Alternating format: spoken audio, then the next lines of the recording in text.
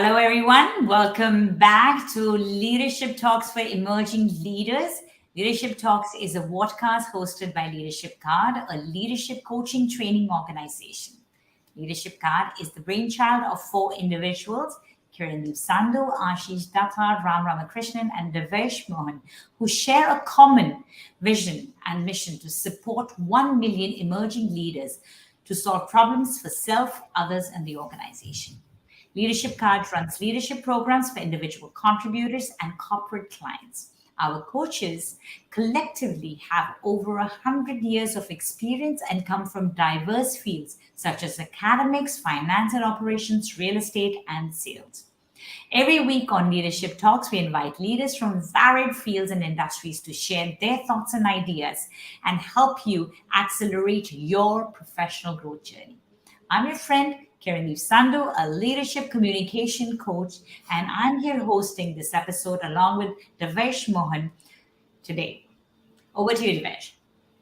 Thank you, Kiran. And today we have a privilege of having Debi Prasad Das, who is the co-founder and CEO at Potential Infinity, a leadership coaching and strategic HR consulting firm. He is an accomplished human resource professional, an ICF certified coach, a people strategy expert, and a startup mentor. Debi has been in the corporate sector for more than 3 decades. And before starting his own venture, he was Chief Human Resource Officer and Senior Vice President at Ceat Tyres and was responsible for the complete human resource function at Ceat and all its subsidiaries. Earlier in his career, he has also worked at various leadership positions with companies like Infosys, Tech Mahindra, Atos, and Godrej and Boyce. Devi has always been passionate about gaining and sharing knowledge, and his three focus area of professional interest are people consulting and executive coaching, mentoring startup in HR and education domain, and social entrepreneurship, where he has founded Life Reignite, which focuses to improve lives of people in their prime who have passed their prime by using their potential and helping them live with a purpose. So, welcome, Debi, and thank you so much for taking out time to be with us today. Yeah, it's my privilege. Hi, Kiran. Hi, Devesh. And it's wonderful to see the way you guys are growing this and marching ahead in your mission, right? Congratulations and Yeah. compliments.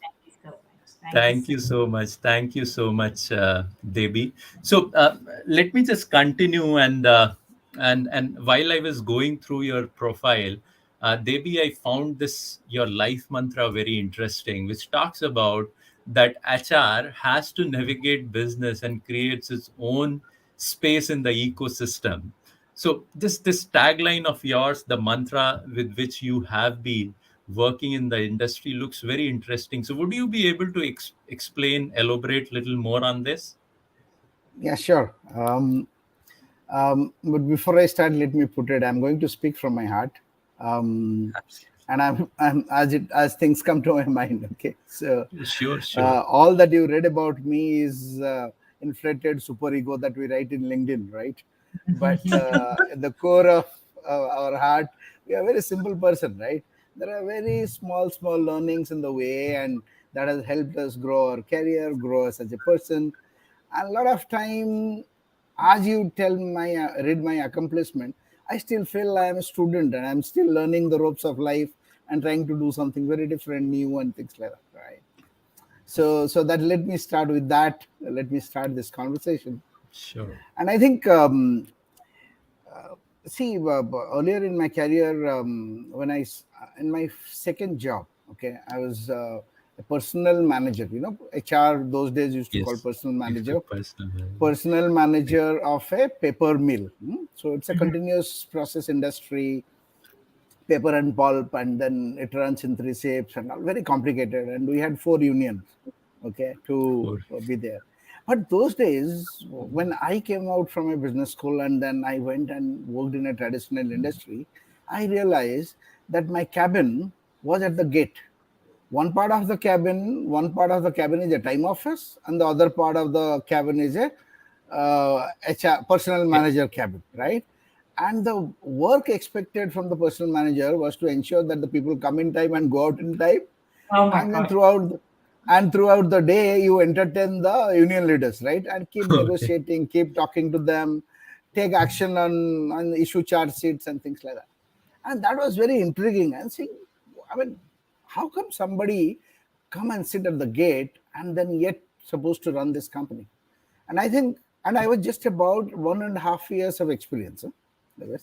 Hmm. And I was the head of that Very. place in terms of human resource. So it was so intriguing for me. I went back to the managing director and the owner and the senior leadership team. I said, no, the whole concept had to change. And I had to go, and if you demand, you're not going to get it. You have to demonstrate that you deserve a place at the next to the GM and a cabin where all the senior management are there. And that's what I made it happen, not just in that company but in the group company. Okay, and that's my Great. belief when I say, boss, if you don't know the business, if you are not adding value to the business, you will remain at the gate. Nowadays, of course, it's IT company, services company, nobody tells you to sit at the gate, but it is a fact. Those days it used to be like that. Okay, Yeah, and so very it's true. a mindset. So it's a mindset change, right? It's almost a Absolutely. paradigm shift that you see. And the same thing came up in G when I was in Godrej G. So G at that point of time and propagating, saying that first you have to know the business and then HR. Okay, so that's what they. So we went through intense business programs, and there are a lot of learning happened there. So that's where you. And nowadays, more and more with the business schools bringing in quality education, you are actually learning the business much faster. There is no specialization, right? A lot of people who are engineers, who are business management, are doing HR specialization and coming into HR. Therefore, they have a lot of good background grooming for them. So I always feel that, look, guys, if you want to be a good leader, if you want to be respected, first learn business and then apply your HR principles or your leadership skills to the advantage to the business, right? You should be able to solve somebody's problem, right? The business manager's problem. Then only he wants Absolutely. to talk to you and offer you a cup of tea, right? So No, that's how it is. Devi, you're making a very great point in terms of that. Ultimately, what is required is that how business can grow, and Absolutely. and whether it is marketing, whether it is HR, whether it is any other function within the organization, unless until they know that how they can contribute to the growth of business, it's unvaluable. So you have to Absolutely. figure out, and you that's what something which you're pointing it so rightly, that how HR can contribute to the growth of the business, to the success of the business. And if you are able to get to that nerve, then definitely HR becomes super critical for any organization, because ultimately, and as you have worked into the IT organization, I think that there the raw material is always the human knowledge, right? So you have to just make sure that that is something which needs to be very what they are looking for, how they can grow so that the business can grow. And that's what is a very beautiful point which you made through this example of being at the gate of that paper and pulp Yeah, company. if you have time, I'll share. I just want to share another example. Yeah, I sure. remember while in Atos, and it's one of the business sites, large business. We are looking for a business partner HR, and we are interviewing. So the businesses were the lady, and I was the HR head. So you are interviewing the HR business partner, and we went ahead. I mean, we didn't. Interestingly, for some reasons, we didn't introduce ourselves by our roles. We just said who we are, and we kept on interviewing the lady and senior person, and we kept interviewing, and then at the end of the interview, she thought that I was the business head and the business head was the HR head, right? She asked all the HR related questions. I asked all the business related questions. So she was Oh, pleasantly surprised and say, wow, I mean, here is a business manager who is asking all people related questions. Here is a HR head who is asking all the business questions. So I said, yeah, absolutely. We tell the business guy to Compl- be a good HR leader, okay, be a people manager, yes, and we tell HR to be a good business guy, right? So that's how it should be.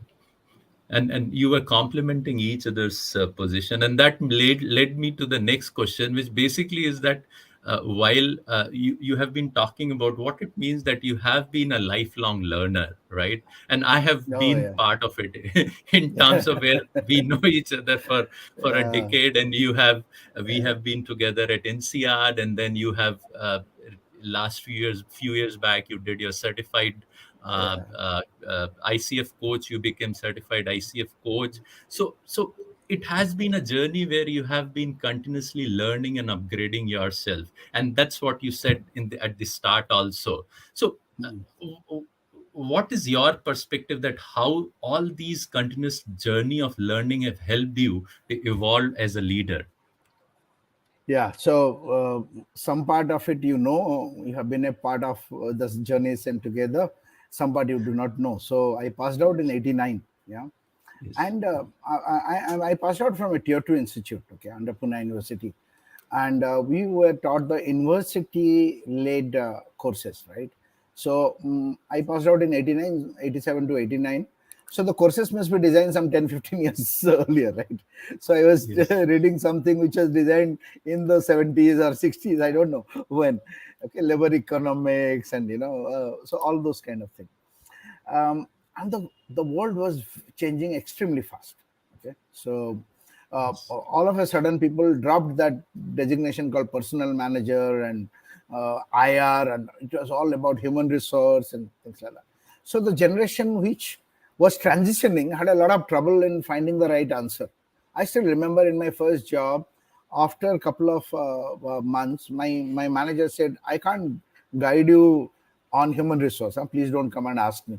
So there is a general manager. I asked him, "Sir, when we have read a lot of articles and books and all, but here I am in the soft floor. Now, what do I do? I mean, I'm supposed to be HR management trainee, right? Human resource management trainee. What am I supposed to do, and how do I really develop the human resource?" He says, "Look, wait, I mean, work for some years, you will find the answer." And it was so true. So it was evolving. So what happened is I realized that the only way to cope up with things is self-learning. And fortunately, I have been in the first few jobs of mine, I was working as a head of HR. So there is no one to guide you. So therefore, I started learning, and I realized that a lot of things I have missed out in the management institute, which I should have focused on, right? So I always say that, look, if you really want to grow up, you continuously have to learn, and you will realize how you are growing. Huh? There are stages in your career when you realize that you actually are, you know that you have evolved. You are a different person, right? I experienced that in different stages in my life. So '89 I passed out. '96 to '99 I did my LLB. When I had a daughter already, I'm married and a daughter, so I did my LLB. I felt the need of because of my IR background and all. Then about 2004, I thought the learning is becoming very shallow, so I need to really work on. I was very inspired by Professor Uday Parikh of IIM Ahmedabad. He's a big name in human resource, and I was thinking, he was saying how our work is becoming best practice oriented, not research oriented. Okay, and that's a huge difference in there. So I was very fascinated to do my PhD. Okay, so I did admit myself in Academy of HRD. I did 2 years of my pre-PhD learning in IIM Ahmedabad, professors by IIM Ahmedabad. I submitted my paper in Symbiosis International University, that was approved as a research paper for PhD. All that I did under the guidance of Professor Narendra Agrawal of IIM Bangalore. At the same time, ISB, Tech Mahindra sent the top 20 leaders, potential leaders, for a program to ISB, and I was one of them. So I did a 1 year ISB program. Okay. Mhm. And then when I was doing my PhD, I just realized that no, this guy, more than HR, he should become a business manager. So therefore, they wanted. So I was a fully sponsored candidate for INSEAD, right? So they invested some 25, 30 lakhs for me, and then I did my INSEAD. And around that time, I was probably what about 10 years, so about 46, 45, 46 age. And then Yes. I left corporate to become an entrepreneur at the age of 52. And after that, I realized I want to become a better human being. Therefore, I did my coaching certification. I always wanted to do that.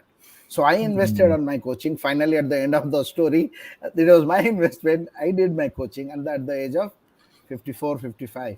So I did my SSC, then I did my PCC, professional certification, and that was the last time I mean, a couple of years back that I No, invested in myself. yeah. So I No, believe this that you have to continue to grow and invest on yourself.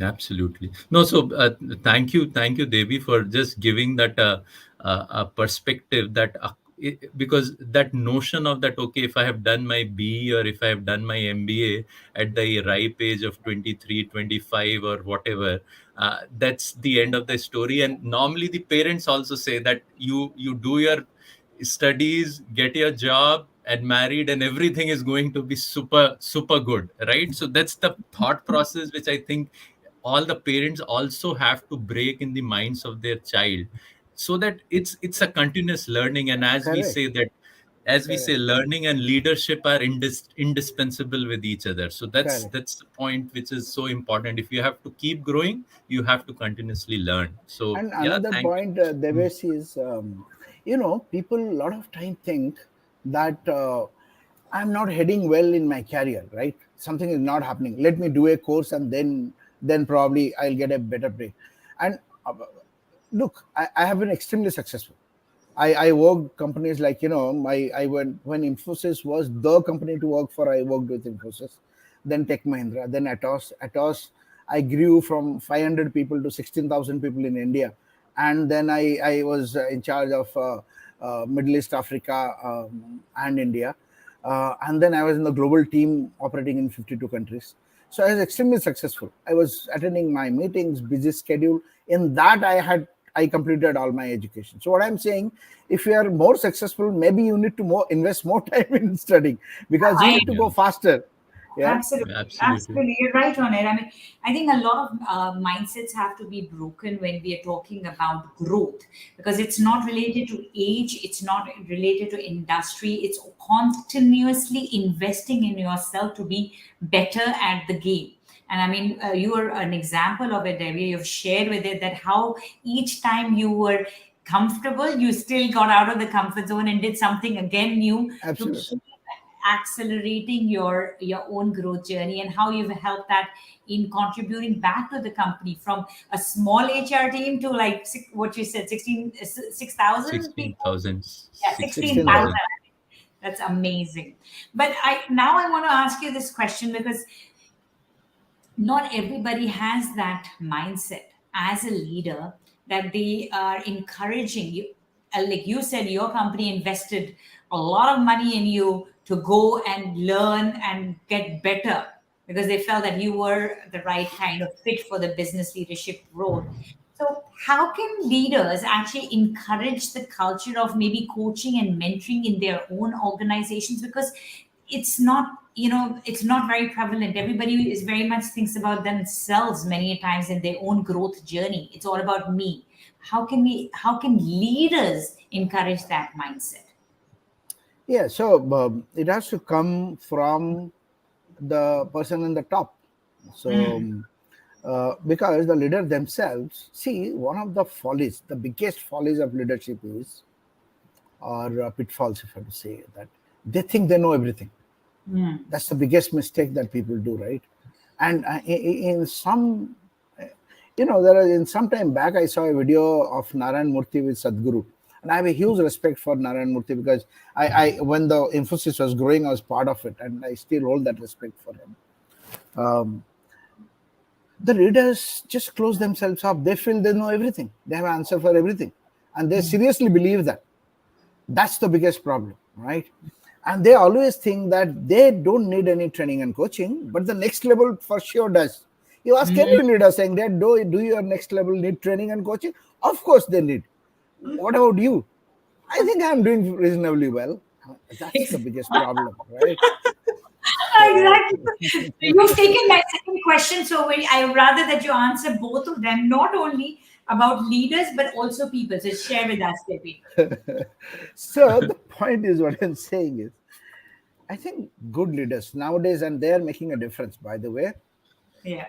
If you today want to ask these youngsters, Gen Z and all, are very different people, right? Millennials and others, very different people. They need empowerment. They need inspiration. Okay, they need to be inspired by looking at some people, and they need to be given their learning stimulus. Okay, so they always want to learn something and all, and they would learn from somebody who actually learns himself and able to engage with them, not the one who continuously advises but does no learning for himself, right? So therefore, coaching and mentoring, when you come back there, let me tell you, that is probably one of the biggest competencies required for leaders today. Okay, to be a mentor to the next level. Okay, and just by becoming a successful business leader, you do not acquire coaching skills or mentoring skills. Absolutely. Okay, you could be a worse mentor actually and an extremely successful business guy. Right. Point is about we looking at ourselves and saying that, hey, how much I need. As I told you, when I left corporate and all, I have no pressure. I don't really use my certification to earn my revenue today. No, I did it because I wanted to become a good person. A coaching skill, a mentoring skill makes you a very good person. The moment you are a good person, you automatically become a very good leader. You become connected to people. You learn how to empathize. You learn how to listen. You learn how to solve problems for others, or help others to solve their own problems. So it's very important that our leaders themselves practice, and then they encourage people to do that. I've seen certain companies that actually, TCS is one. There are many other small companies who are actually trying and taking that step to ensure that coaching is done, and it's democratizing coaching in the organization, right? Coaching is done at all levels, and they are creating coaches across levels so that people can feel free to go. You don't need to be a designated PCC, MCC. You don't need to have the best of coaching skills. No, you just need to use coaching techniques as a conversation tool. That's it. Absolutely. Okay, so just use those techniques so that somebody, you are making a difference to someone's life, and that is Absolutely. how the organizations are looking at it. So therefore, leaders can create a budget. Leaders can create and push that initiative where you are actually making coaching and mentoring done in a systemic level, at a systemic level within the organization. Great. Very good. So very well put, Devi. You have shared about how actually people they need to walk the talk in order to be inspiring others in the organization to be led and to Correct. lead. I think that was Correct. very well put. And I think the generation now wants inspiration and empowerment, and also learn from people who learn themselves.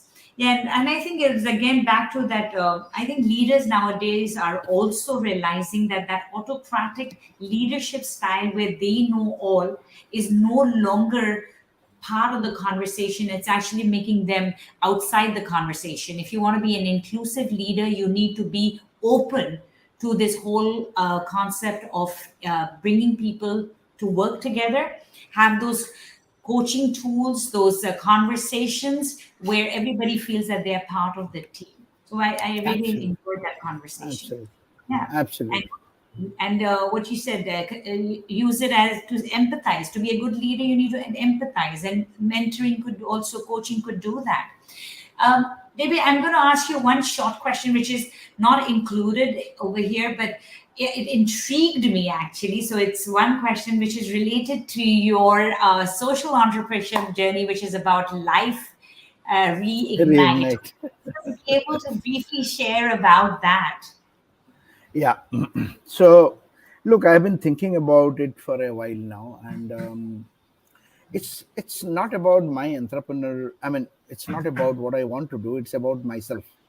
because the way we are structured now socially, the way our children, I have just one daughter, and there are many of us and the next generation who would have probably one or two children, and and and all of them are outside India. Okay, even if in India at a very different city, right? And India is a big country, so if you are in Delhi and your son or daughter is in Chennai, it's not in Europe you can have 5 countries in between. Okay, so it's far off now. The way we have been misunderstood. Our work is that our work is our life, right? And our colleagues have become our friends, huh? That's how we would like to believe. The day you are out of your job and things like that, you just wonder that there are people, nobody is there to listen to you actually. Okay, so when you are a CHRO, you choose. I just decided one day I will go to few IIMs and XLRI.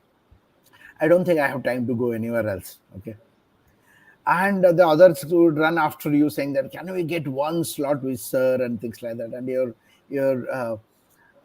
your secretary would say sorry, he's very busy. Okay, after when you actually are out of corporate and you really want to contribute and to the learning, you realize that nobody is interested to learn from you.